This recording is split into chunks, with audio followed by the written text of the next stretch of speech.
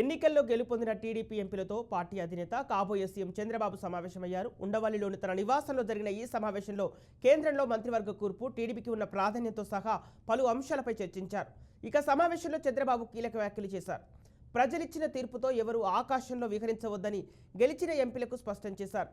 ప్రజలు నమ్మకంతో ఇచ్చిన విజయాన్ని బాధ్యతగా సమాజ సేవ చేసేందుకు వినియోగించాలని సూచించారు.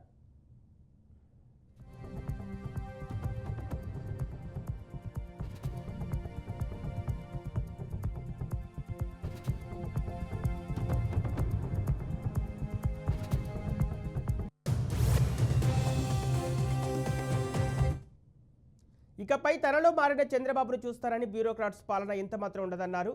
చంద్రబాబు మారరు అనే అపవాదం తనపై ఉందని, ఇకపై అలా ఉండదన్నారు. ఎంపీలందరూ తరచూ వచ్చి కలవాలని, నేను బిజీగా ఉన్నా కూడా మీతో మాట్లాడతా. నా కోసం ఈ 5 ఏళ్లు నేతలు కార్యకర్తలు ప్రాణాలు ఇచ్చారు.